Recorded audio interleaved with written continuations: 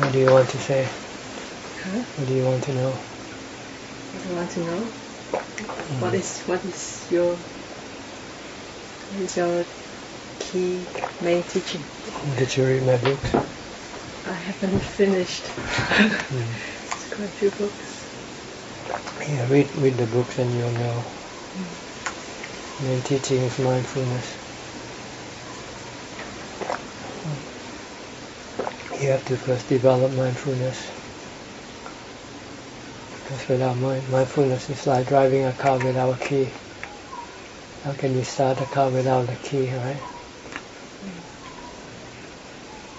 You have to get a key to get into the car, to start the car. In order to drive it around, you need to have the key, right? Okay. In order to get to Nibbana, you need to have mindfulness. You first have to develop mindfulness. So when you sit, you can have samadhi.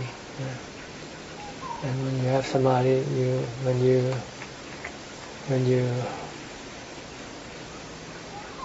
contemplate on the Four Noble Truths, you can then get rid of your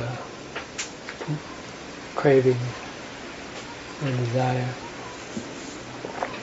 which is the cause of your dukkha. So if someone is mindful, how important it is that they lead the monastic life? If mindfulness is all you need, does it mean monastic life is just something extra that people? Monastic life is the place to develop mindfulness. The higher kind of mindfulness, not the ordinary kind. You can have the ordinary kind in your daily life, but you need a higher kind of mindfulness. You have to be totally focused on only one thing continuously. Like when you sit, you have to be fully focused on your breath only, and nothing else. The other part of the monastic life is to refrain you from spending your time on things that is harmful to you, like not maintaining the 5 precepts or the 8 precepts or the 10 precepts. These are to protect you from going the wrong direction. You want to go to Nibbana, but if you don't keep the 8 or the 10 precepts, you're going to samsara. So that's what monastic life is to prevent you from going in the wrong direction, and also help you to develop the path to enlightenment, the path to Nibbana. That's what monastic life is about. So once you're in a monastery, what you need to do is to develop mindfulness. Simply keeping the precept is not enough to take you to Nibbana. You know the Noble Eightfold Path? Okay. It has the precept Samma Kammanto, Samma Vaja, Samma Achivo. These are the precepts. But it also has Samma Sati, Samma Samadhi, Samma Titti, Samma Sankappo. These are Sati, mindfulness, Samadhi, and wisdom. So you have to have the complete 8 factors in your path, in your practice. You keep the precept. So you have the 2 Samma Kammanto and Samma Vaja, Samma Achivo, right livelihood. This is what monastic life will provide you with. But after that you have to develop Samma Vayamo, which means right exertion. What do you exert yourself on? You exert yourself on developing mindfulness, Samma Sati, Samma Samadhi, and Samma Chitti, Samma Sankappo. So that's why you have to walk, sit mindfully, being mindful all the time. From the time you get up to the time you go to sleep, you must continuously stop your mind from wandering, thinking about this and that. You have to use something to stop it. You can use a mantra, you repeat Bhutto, Bhutto all the time, reciting Bhutto mentally, not verbally. Or you can watch your body movement, every action of your body. You keep watching it, focusing on this action. So in order to keep your mind from going somewhere else. If you cannot focus on your body, then you use a mantra. If you watch your body and you still going to think about Australia, think about Korea, think about places, people and things, and you need a mantra or chanting. You can mentally chant Arahang Samma Savakato Supatipanno Uttang Saranang Gacchami. Or you can use Bhutto, Bhutto, Bhutto. This will bring your mind back to the here and now, to the present. Stop it from wandering around, going to the past or going to the future. If your mind is not in the present, it cannot become peaceful and calm. So you need mindfulness to bring your mind to be here and now, to be focused on one object, one thing. Body, mantra, when you sit on your breath. If you can do this, then your mind will enter into samadhi.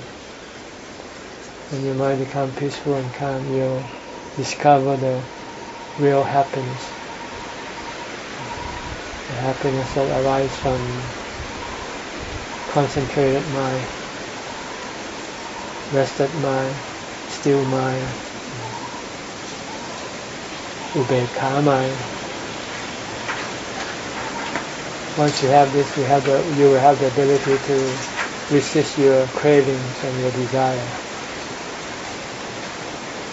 And the goal is to resist or to destroy your cravings, your desire, because they're the one that drives you around samsara, push you, drive you to go take rebirth, and causing you suffering, dukkha.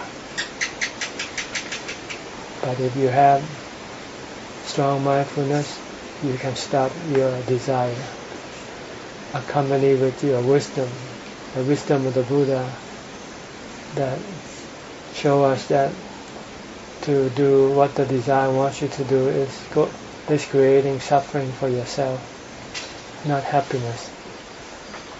Like wanting to go here and there, this is a desire.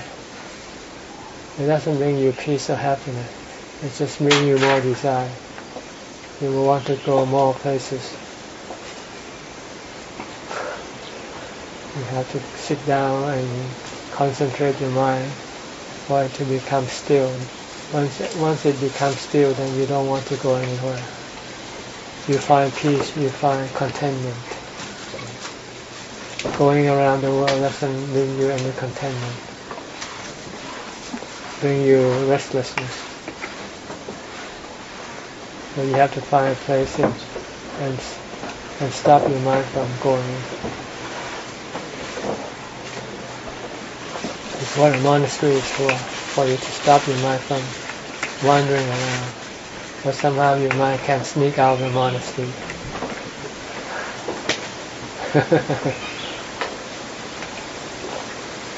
Without you knowing it, that you're sneaking out of the monastery. You think you have a good reason to come out of the monastery. Right? And actually you're sneaking out of the monastery. You don't want to be kept inside the monastery. Because you cannot stop your mind from being restless. Because you don't have mindfulness. If you don't develop mindfulness, you'll be keep running around doing all sorts of things, but you'll never find peace or contentment from what you do. Is it always by being in one place and developing concentration only that you are not restless? Can it be possible sometimes I'm in the long meditation retreat and I'm becoming more and more restless? In my short experience, sometimes in a intensive retreat, half the time I was peaceful, half the time my mind was more crazy than. That's because you don't have mindfulness to stop it. Yeah. So how do I develop mindfulness even in this? Like I told you, just keep repeating the mantra. Don't think. When you think, you become restless. You go crazy. If you stick to the mantra, then your mind will be peaceful and calm. You're not sticking to your mantra. Normally working more with anapanasati, not with mantra. Yeah, anapanasati is only good when you sit, but you don't sit all the time. You walk, you do things, then you need a mantra to stop you from thinking. It's all thinking to be avoided? Yes, as much as possible. In all stages? That's the first stage when you develop samadhi. After you have samadhi, then you think in terms of wisdom. You think in terms of anicca, dukkha, anatta. Whatever you want, you will say they are anicca. They're useless. They hurt you more than help you. You want something, that thing that you want will disappear one day. Because they are anicca. Consider everything to be anicca, anatta. Anatta, you cannot control them. You cannot tell them to be with you, to be good to you, to serve you all the time. Sooner or later, it will rebel. It will no longer serve you. It will no longer make you happy. So you have to look at everything as anicca, dukkha, anatta. What you see, what you hear, these are all anicca, dukkha, anatta. So you should not delight in them. You should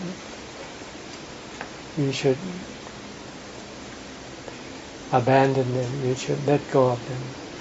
Don't go after them. What you should go after is samadhi or internal happiness. This is the way to get rid of your craving, by thinking in the way of panya. Panya is to think that everything is anicca, dukkha, anatta. But you have to have samadhi to be able to let go of everything once you see that everything is bad for you. Everything is bad for you. Yeah, everything is bad. Everything in this world is bad for the mind. It will only make the mind unhappy sooner or later. Because everything is impermanent. Everything will change, everything will disappear. Even this body is anicca, dukkha, anatta. You have to contemplate on the body also, right? Anicca, dukkha, anatta. And not just your body, everybody's body. Your father, your mother, your sister, your brother, your husband, your son, your daughter. Everybody that you love, you should contemplate that they are all impermanent. But that is the later stage. The first stage is to stop your thinking first. If you cannot stop your thinking, you cannot direct it to think in the way of panya, or wisdom. Because you would like to think in terms of kilesa, defilement. If you think, this person is my father, my sister, or they are somebody belonging to you. You want them to last forever. And when they don't, when they die, you become sad. You become unhappy. But you think that they are not your father, your mother. They are just bodies. They are hair of the head, hair of the body, nail, teeth, skin. No father, no mother in this body. Your father and your mother, your sister is in their mind, not in their body. So when their body dies, they don't die with their body, with the body. They go with the mind to a new body. So there's no reason to be sad. Nobody dies. Your father doesn't die, your mother doesn't die, your sister, your brother doesn't die. It's their bodies that die. The body, the Buddha says, is anatta, doesn't belong to anybody. It belongs to the four elements. Come from the four elements and it will go back to the four elements. See, this is the element taking in water element, air element. See. Food you take in is the earth element. Rice comes from the earth, right? And when it goes into the body, it becomes hair of the head, hair of the skin, hair of the body, become nail, teeth, and so forth. They all come from the four elements. And when this body stops breathing, then the four elements separate. The body, the water go one way, the air go one way, go back to the air, rejoin, reconnect with the air. The water reconnect with the water. All that is left is the earth element. When you cremate, all you have left is ashes and fragments of bone. Where is you? Where are you? Where are you? Yeah. You're not here. Nothing. There's no you in this body. Nobody in this body. You know this fella? He came from. Did you come together? No.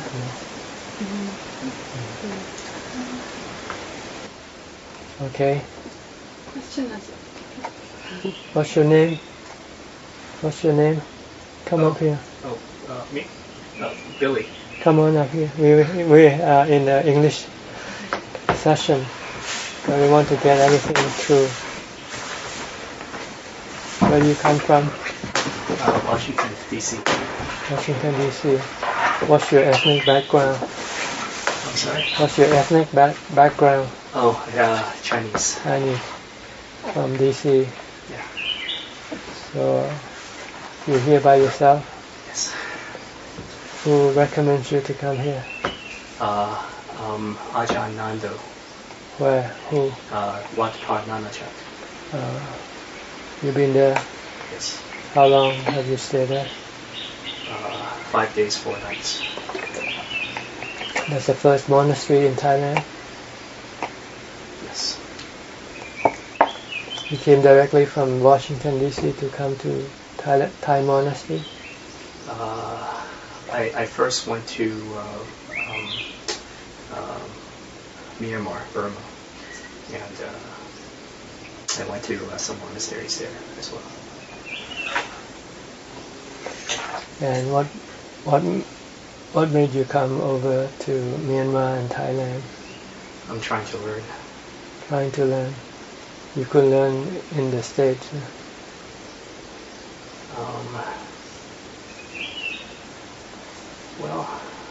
The only place that I'm aware of that can teach this thing before I came here was Giri. That was the only one that I was aware of. Where? Abhijato? Yeah. In San Francisco? Yeah. But they don't take people very long. Have you heard of Wat Metta, Ajahn Jeff? I just did a couple of days ago. Just found out. I just found out. Yeah, he's in San Diego. Oh, he's in San Diego? Yeah. I used to live in San Diego. And the place called Valley Center. Oh my God. I used to live very close to there. Yeah. You can go back there. It's a big trip to find this out. You have to go around the world to find where you want to.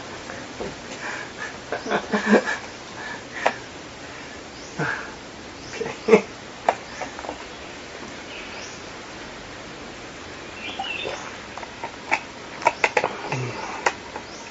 So how long you plan to be in Thailand? Maybe another. Well, I have to be back in the United States by May 11th. May 11. So 1 week, 8 days from today. Yeah. Have to go back to work? No, I signed up for a Goenka class. Goenka class.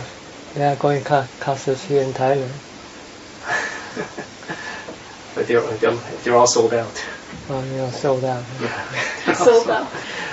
They're All booked out. They're all booked out. Sorry. Sold out.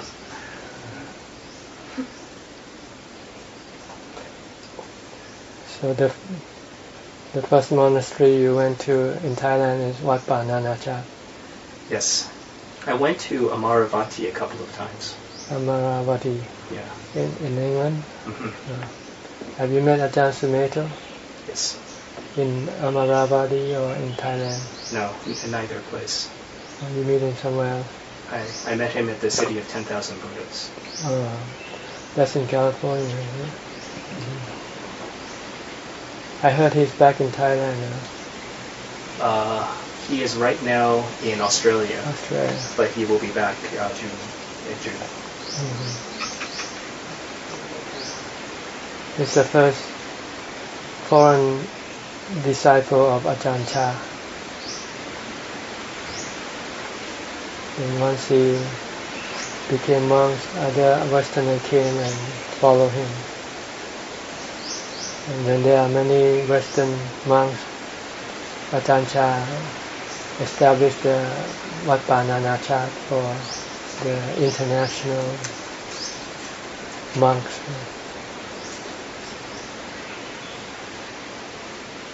And then after that, they start to go abroad to establish monasteries. First, I think they went to England, and then other places follow. So what do you want to know? And it sounds, yesterday you want to ask a couple more questions. I think I distilled it down to just one, and I think you already answered it. I just wanted to ask you where I should go and learn. Did you get my books yesterday? I did. I have, before I came, I have your 3 books. Okay. They gave it to me at Wat Yannasangwararam. Alright. So, a place to practice is, you want to find a place that will support or enhance your practice. So you need a quiet place, quiet environment, and you need a good, people who do the same thing. That's the people who like to practice meditation, and you need a good teacher to guide you. So in Thailand we go to monasteries because that's where it's the best place to develop meditation. You have like-minded people who want to develop meditation, and they also have in the monastery there is also an abbot who usually is a teacher also. Most of forest monasteries are established with a singular monk, by a singular monk. This monk, before he became a teacher or became an abbot, he studied with a teacher in a monastery. And after he practiced and developed his practice until he became proficient, became enlightened, then he would just went alone to establish his own monastery.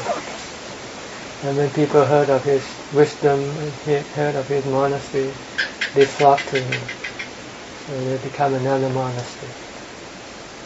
This is how the forest tradition monastery are built by each individual monk, enlightened, or at least,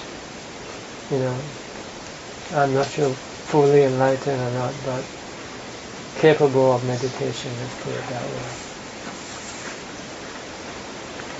So these are the places that you would like to go to practice in forest monasteries. But you have to look for the right one for you. Since you don't speak Thai, you want to go to a monastery where the teacher will speak Thai, will speak your language, or at least somebody there can translate his teaching. Ajahn Sumedho, when he went to Ajahn Chah didn't speak English and he didn't speak Thai. And they asked Ajahn Chah, how do you teach someone who doesn't speak your language? Ajahn Chah said, how do you teach a dog?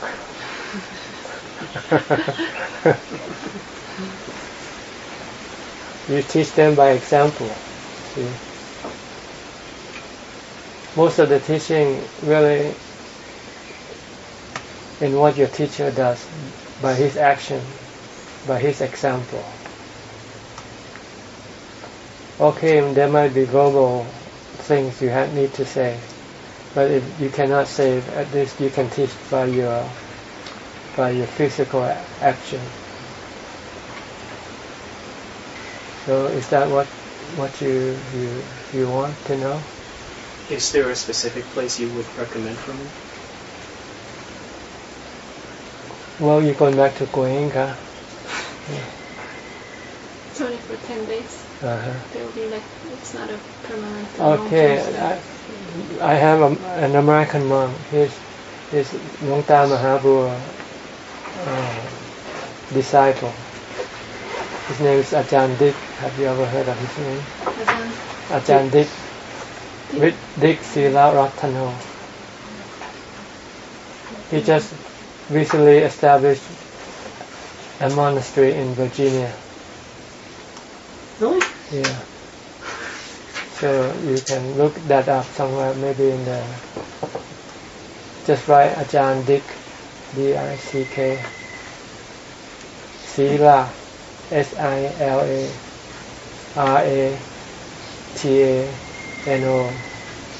Sila Ratano. Yeah, Ajahn Dick said. He's previously of Wat Pabantat, formerly of Wat Pabantat.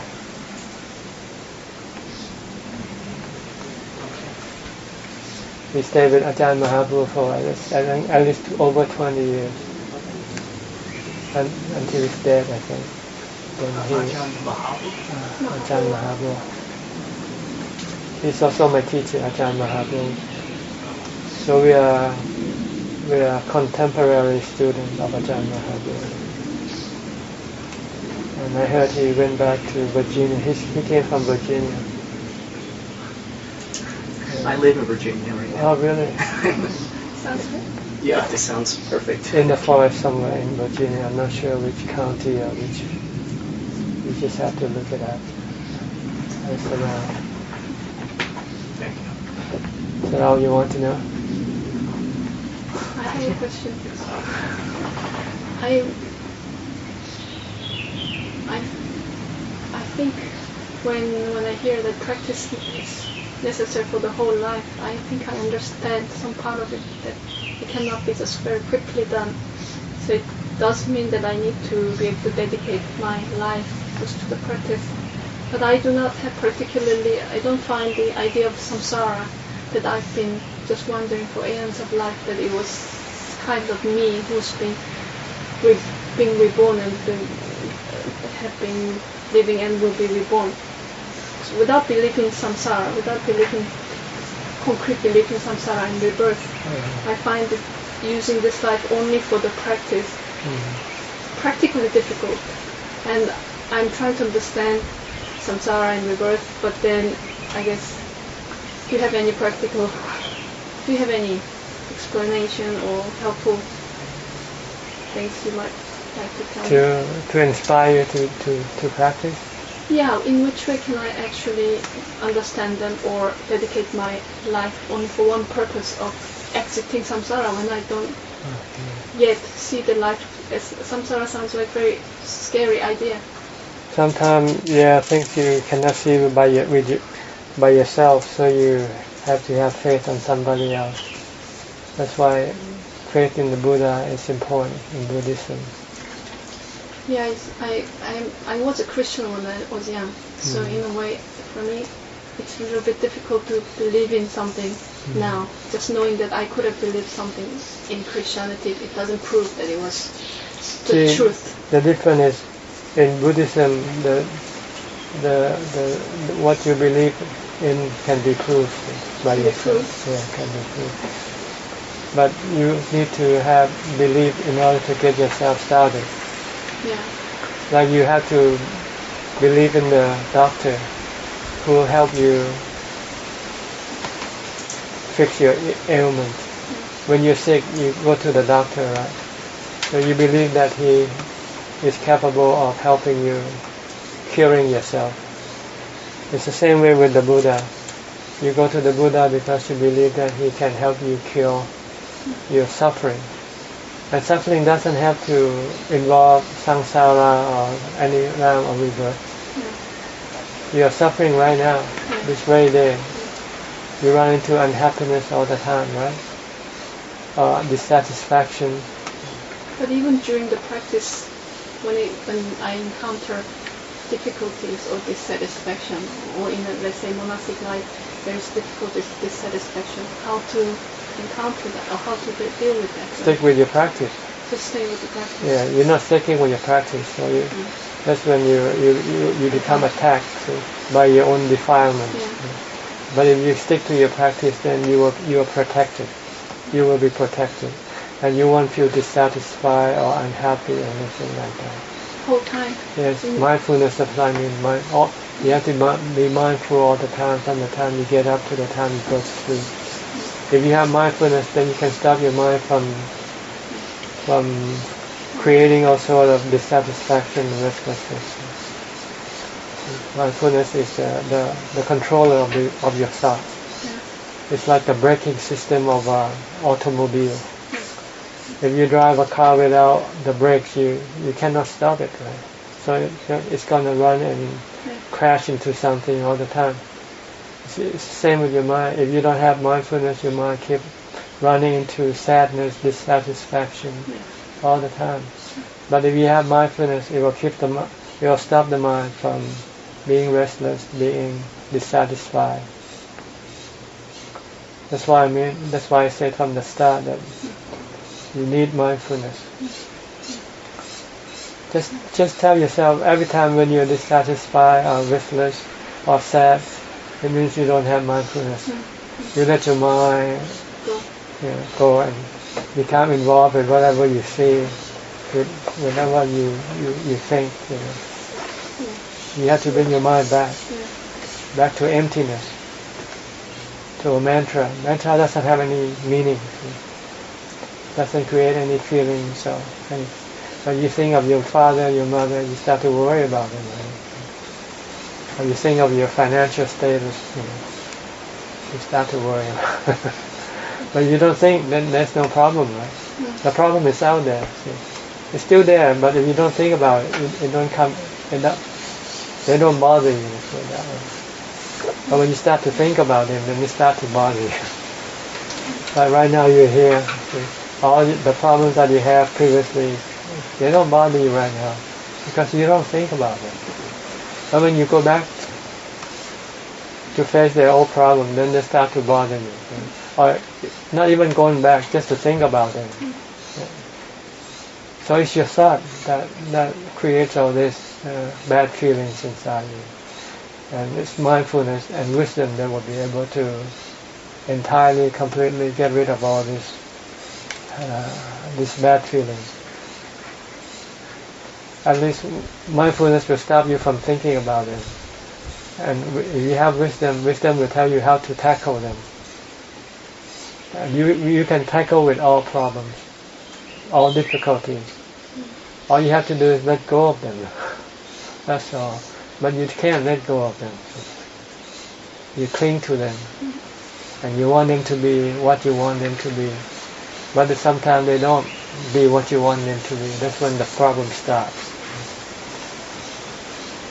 Like your body, you want your body to be young and strong and healthy all the time. But one day it's not going to follow what you want. It's going to be old, it's going to get sick, and it's going to die.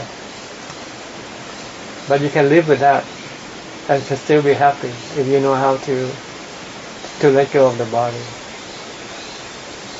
You don't want to let go of the body because you think the body belongs to you. By thinking this way, it costs you misery, it costs you suffering. If you look at the body that doesn't belong to you, then you could tell us what happened to it, right? That's why you should look at the body. It doesn't belong to you. You got it from your father and your mother, and one day you're going to have to return it to the cemetery. That's where the body goes, right? So you have to be prepared, teach your mind to let go of the body. You don't own the body. You rent the body, let's put it that way. Right? You rent a car at the airport. Then you return the car when you go back to the airport to catch a flight. And when you die, it's like catching a new flight to go to the new body, to go to the new airport. When you get to a new airport, you rent a new car. Your body is like a car that you rent from existence to existence. Because you still want to travel, you still want to go here and there. Because you're not satisfied being where you are. The reason why you're not satisfied is because your mind is restless. If you can stop your restlessness, then you will be satisfied, and you don't want to go anywhere. Then you don't have to go rent a new car. When the old car, when you have to return the old car, then you stop renting a new car. You stop traveling. You stop going places because you're happy. You're content. You're not restless anymore. That's what mindfulness will do for you. You'll stop your restlessness. It will make you content. But it can only make you stop your restlessness and make you content temporarily. Anytime when you lose your mindfulness, your restlessness come back.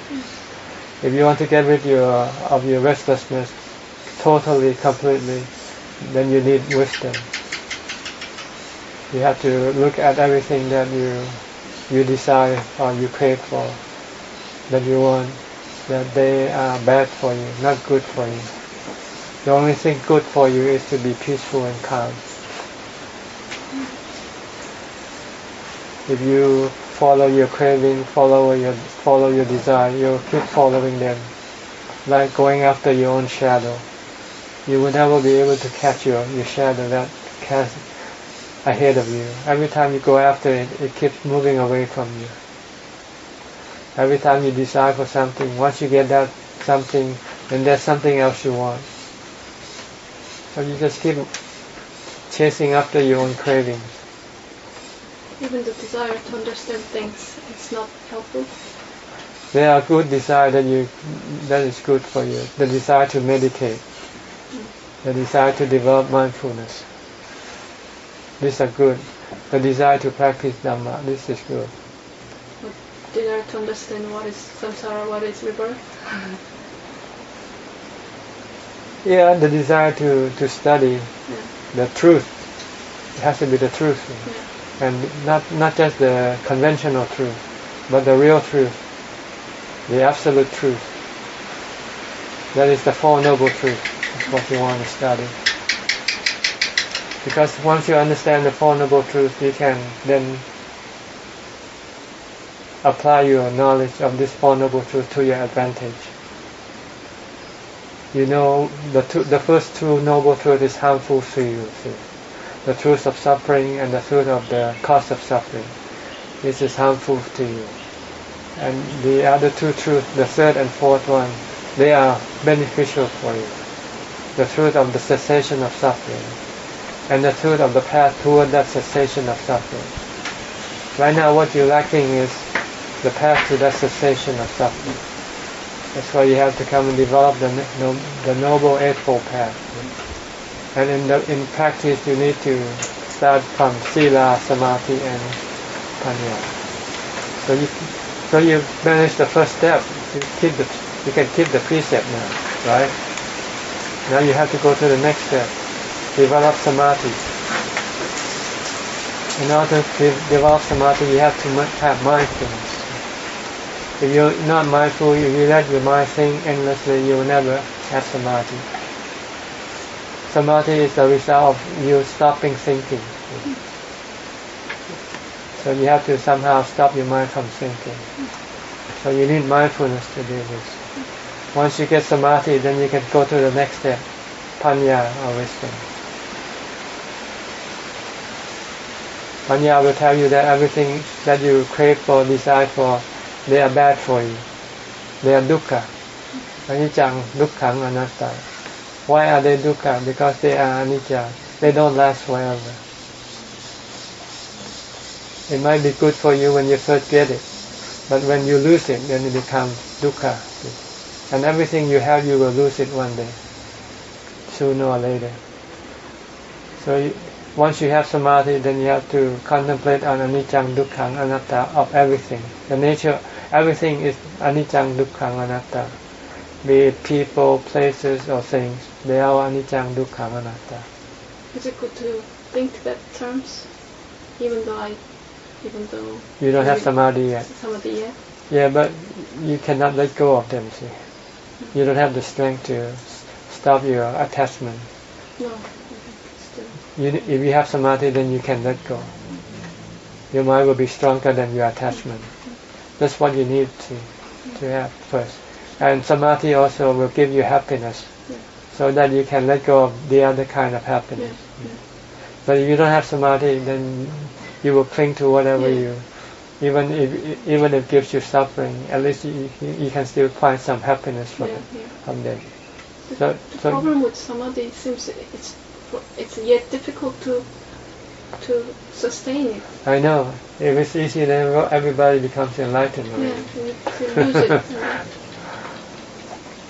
That's why you have to go into seclusion. That's the only way to develop mindfulness. Yeah, continuously. Because if you are around things and people, they distract your concentration. But if you're alone, then there's only one thing that you fight with, is your own thoughts. Do you recommend ordination to many people? I highly recommend if they can do it. You hardly recommend? I highly recommend. You highly recommend? If they can do it. It's not easy, because if you're not ready for it, you'll find like going to hell, you know. More suffering. Yeah, more suffering. So you have to have a certain amount of mindfulness, enough for you to live a monastic life. Because when you live in a monastic life, you have to give up your sensual pleasure. You have to give up all this activity through your five senses. No movie, no party, no anything. Only one thing you want to have is mindfulness, in order to bring your mind into peace and happiness inside. If you can do this, then I think being ordained is the best thing. But if you can't achieve this yet, you might try it, you might do it, but you might not last. There are many people who became monks and mechi or Bhikkhuni, and after a few years they drop the white flag. Yes. Because they cannot find peace or satisfaction, contentment, because their mind is still restless. That's because they don't know how to develop mindfulness. Mindfulness is simple. It's just the persistence that you need to keep sticking to your mindfulness. I find that I'm very affected by the different situations. So not easy to sustain some of it. Yeah, To a level I'm content. yeah, Happy. you need to be alone and constantly pushing yourself to be mindful. Once you achieve that, everything will become easy. Once you have mindfulness, when you sit, you have samadhi. When you contemplate on anicca, dukkha, anatta, you can let go. You can let go. That's why I say the key to your practice is mindfulness. Like the key to your automobile. If you lose your key, then that automobile means nothing to you because you cannot drive it anymore. It's the same way with your mind. If you have no mindfulness, you cannot drive your mind toward nibbana. It will take you around samsara instead. Thank you. That was helpful. Okay. Anything else? Where do you stay? At a hotel. At a hotel. How'd you get here? Motorcycle? Yes. An hotel in Pattaya? Yeah. I just rented it. Cheapest thing I can find. We have some Americans here. We have one monk from Wat Metta. He's American. He's been monk for 5 years. He practiced at Wat Metta in San Diego. But he found the place not quite sort of good enough for his practice. So he wants to come and practice in a Thai forest monastery. So he came here and stayed here. He's been here for several months now. And we have 2 candidates for ordination coming up on the 14th of May. One Chinese, Korean American. His name is Shen. He lives in New York. And he's going to ordain here. And another fellow from Brazil. It's international here. Yeah. We have quite many different nationalities. We already now have American monk, Singaporean monk, French monk, German monk. So we'll have 2 more American monk and Brazilian monk. Did they get regular, like, English teaching, or they just have to learn Thai in this setting? They just read my books, and if they have any question, they come and ask me. And we have one Romanian white robe. He's from Romania. And he plans to stay here for a long time. He said he wants to stay until the end of the year. Here we just have a place for them to practice. And they have to strive on their own, to study on their own and to practice on their own. But if they have any difficulty or they don't understand something, they can ask me. But here nobody push you. Some other monasteries, you have a good teacher, a strong teacher. Some teacher will push you or will try to drive you to keep practicing.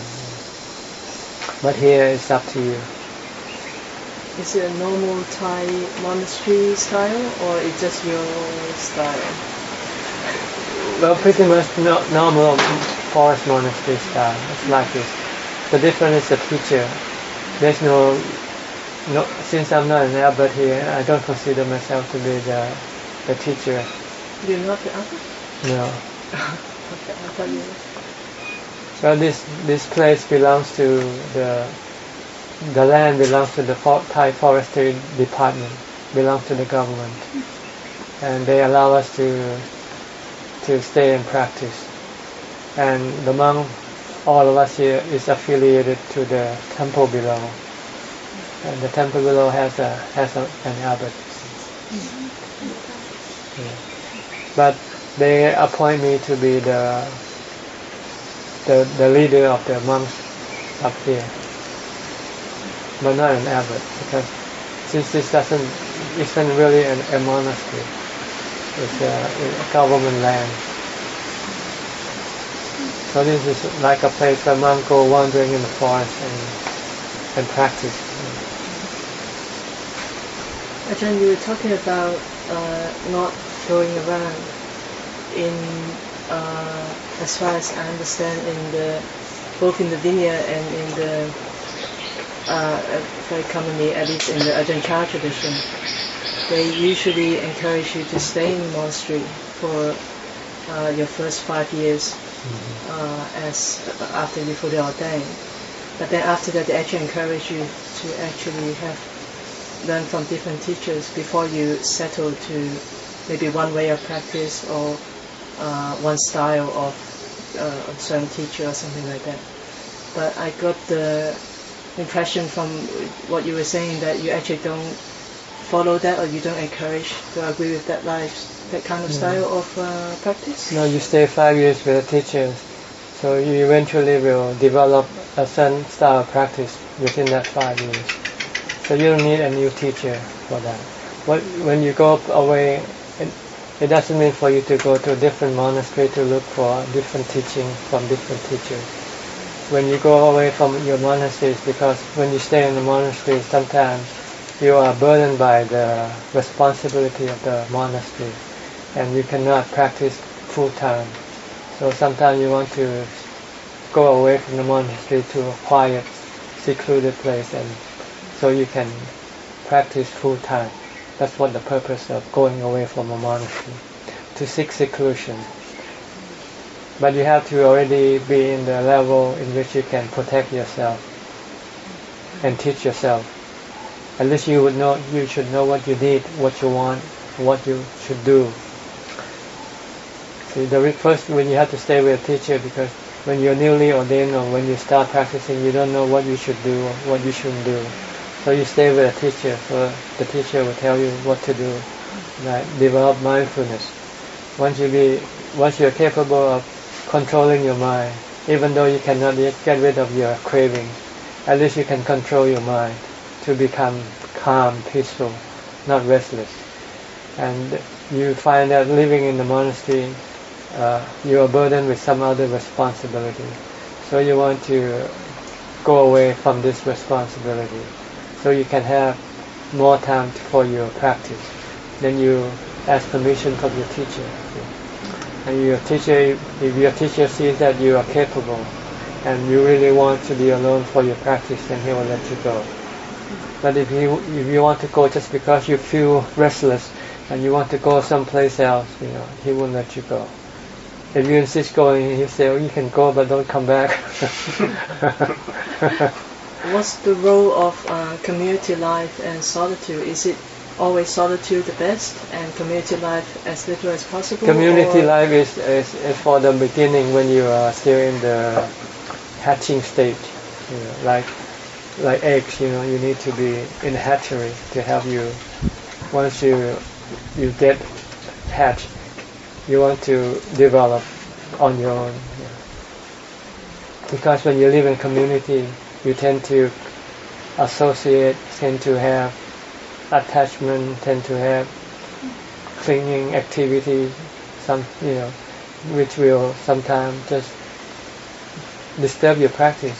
Because if somebody gets sick, you have to go look after them. They go to the hospital, you have to go visit them. They die, you have to go to their funeral, so forth. So you end up doing all this uselessness, not doing what you're supposed to be doing, to meditate. So after you have developed a certain basic ability, then if you think you can practice on your own, then you should seek permission from your teacher to go seek seclusion, not to go to other monasteries, to other teachers. Once you have found a good teacher, every teacher, they're all the same. They teach the Four Noble Truths. They teach you to meditate. They teach you to develop mindfulness. It's all the same. So you don't want to go to another teacher. 10 teachers, they teach you the same thing, basically. Except you might have some problem, some question, and maybe your teacher cannot solve your problem. Then maybe you have to go look for another teacher who might be able to solve your problem for you. But you have to have a purpose, not just to go, just as an excuse to go away. So, in terms of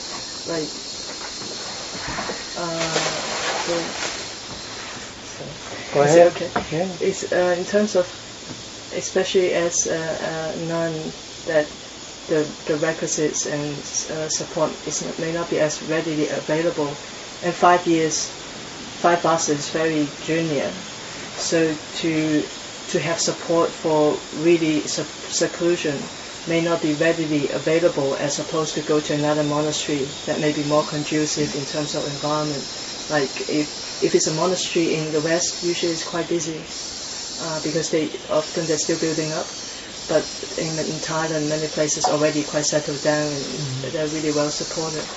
If the purpose is for you to go and have a better place of practice, then it's okay. But you should seek the permission from your teacher first. Because sometimes place you go might not be good for you, even though you might think it's good for you. I don't know. Your teacher should be they are like your parents. They have more experience than you, and they might be able to see some of the problems that you might not see, that you might encounter when you go.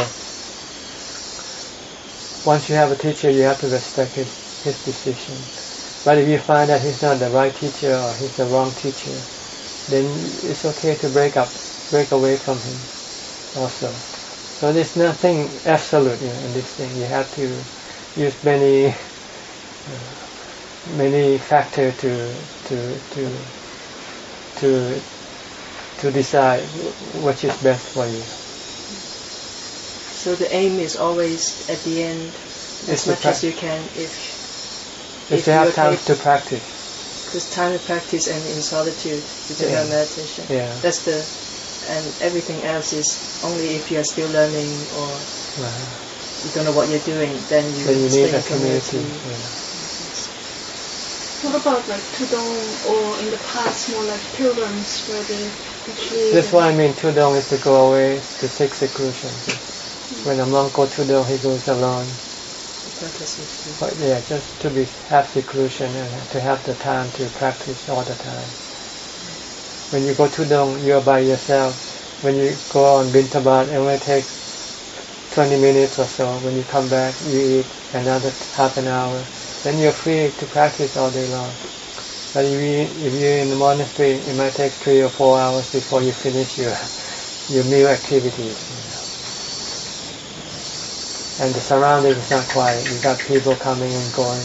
You got lay people coming to give food. You got lay people to come in and stay and go.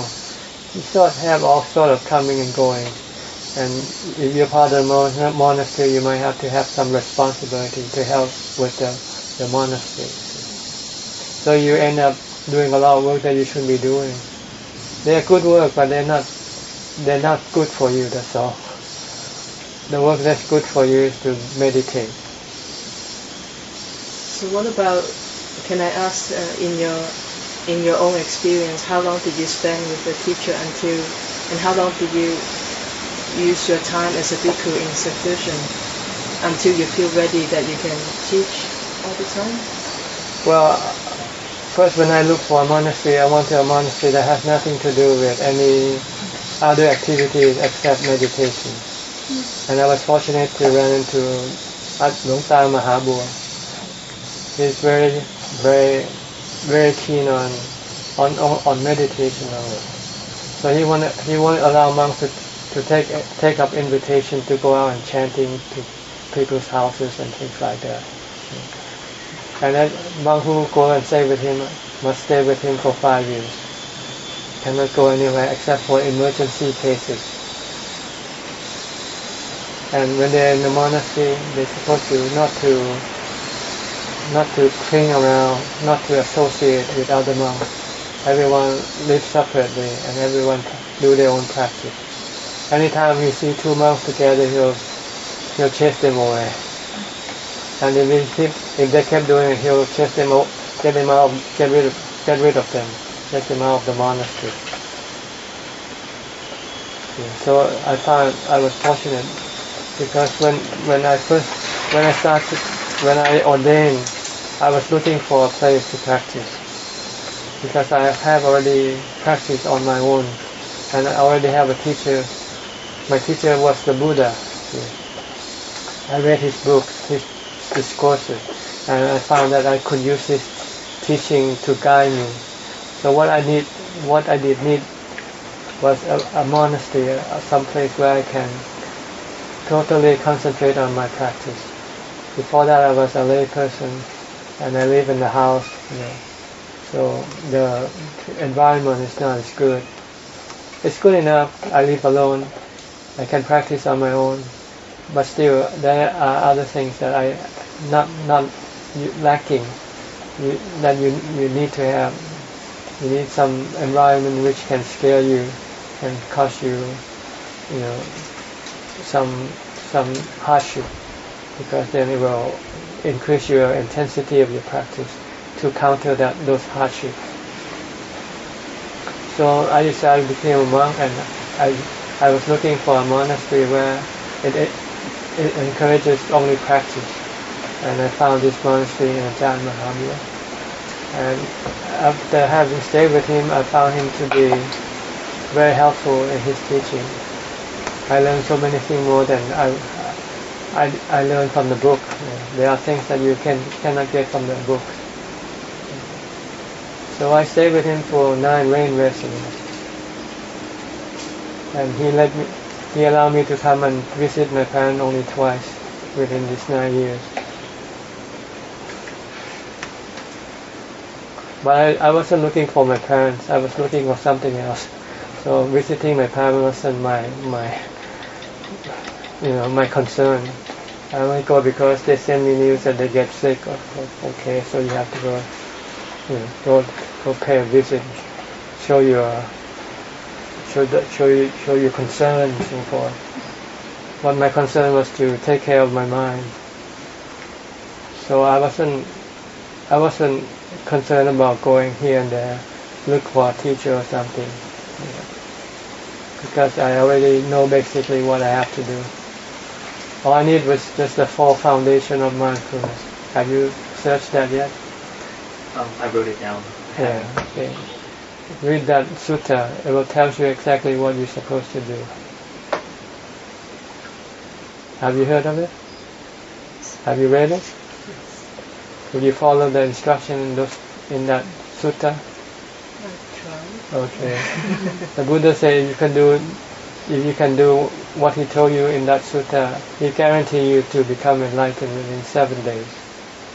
If not 7 days, then 7 months. If not 7 months, then 7 years. Why don't you believe him? Why do you have to go look for other teachers? You got the best teacher already. Who could be better than the Buddha? Because you didn't understand, or you didn't think that you can do it. So the problem is you cannot apply his teaching to your practice. If you can apply his teaching to your practice, then you don't need anything anymore. You need a place to practice.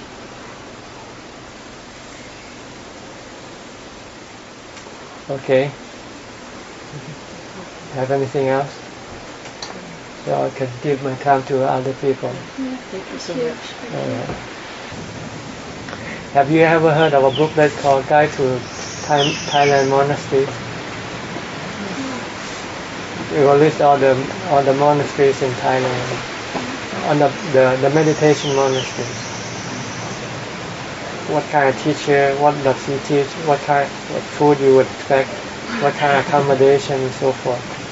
Just search in the Google, Guide to Thai monasteries. They will, That's how I found my temple, my monastery before I was ordained. I got this booklet. I read all the book and so I remember you was there 40 years ago. Yeah. It was compiled by an American monk then, but he disrobed. His name is Jack Cornfield. I'm not sure if you heard of him before. So how many monasteries you want to go? We're leaving tomorrow. We're going back to Perth tomorrow. How many monasteries have you been to? I think this is the third one. Third one. Yeah. We mostly stay with Lumpur Gangha because of Well, Ajahn Brahm actually in his talk sometimes mention his name of such a good monk he is. So some of us who learn from Ajahn Brahm kind of get inspiration. And recently, a fellow Bhikkhuni, she's quite old. So her son sponsored a trip to see Longpa Ganha, and she shared that with the rest of the nuns, and we kind of some of us got interested.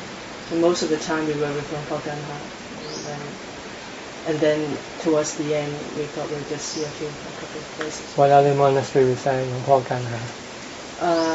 This one and Longpo Utai's monastery is quite close to Longpa Ganha, is on the way to Bangkok. We also met Ajahn Jayasara when he was giving a talk Jayasara. from his hermitage. It's all the same area he was in. It was in Pakchong. Ratanawan? No, that's another. Paratanawan, we visited. That's where Ajahn Sumedho stays. Yes. We didn't get to meet anyone. Yeah, they didn't have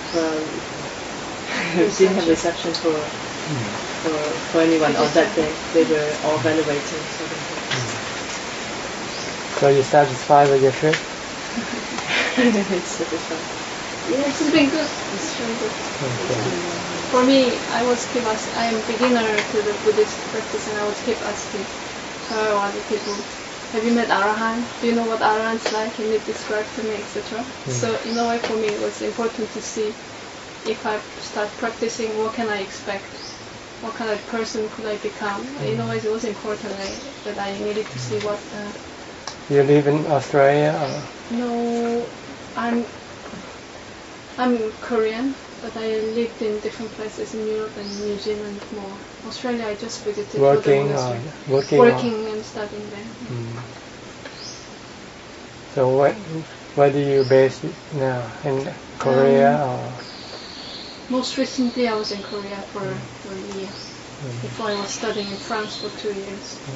Always going someplace. I was working a lot in different places. Have you found the right place to settle yet? No, there is no right place.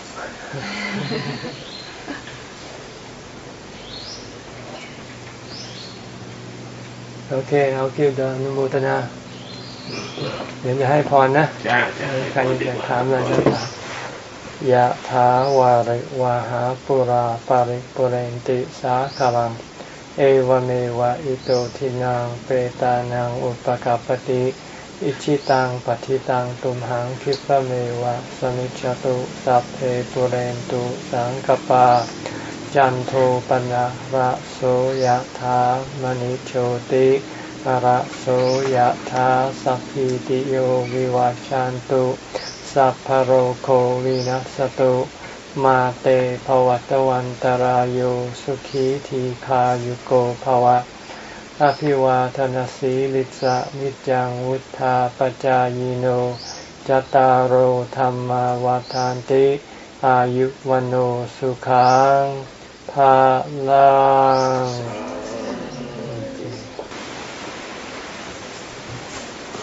I'm not sure if ท่านอาจารย์ดิกI heard he doesn't stay there all the time. He come to Thailand sometimes. Maybe for fundraising or something, maybe because he needs support to go and build monastery there. But I think I have some Thai people who live in the Washington area. They took some picture on the monastery. Looks nice in forest like this. Thank you. But it's only still in the early stage of building the monastery, so it might not have all the facilities. But at least if there's someone you can talk to, if he happens to be there. Thank you. Okay. You're leaving tomorrow or today? Okay. Good luck to you on your practice. Okay. Try to concentrate all your effort and time for the practice. Concentrate all your time and effort toward the practice. And stop running around. look for a place to practice and practice. Sometimes you're just in the process of looking for a place to practice, but never found one. Just keep looking. So you have to decide which is the best option for you, then take it. There is never a perfect place for you. There will always be something lacking. So you just have to select the best one that you have found. Sorry, can I just ask, how come you don't recommend Wat Yannasangwararam for this gentleman? I didn't say anything like that, did I? Oh, He said because when he asked for a recommendation, you recommend someone in. Because he's in America. So what? It's not in Thailand. Be practical. Recommend him someplace nearby, which is just as good. It's not the open door. Asking about the donation could be good. And he's been to Wat Yannasangwararam, so what do I have to recommend him? He knows better than I do. I never been to Wat Yannasangwararam. Come on, silly, what are you talking about? Just wondering. Thank you, Ajahn, Thank for you all very your much. time. Yeah. If you want to stay and talk with other Western monks, you can wait here. They come about after 4 o'clock and to have some drinks at the place here. If you want to talk to some of them, you can stay around. Wait for them.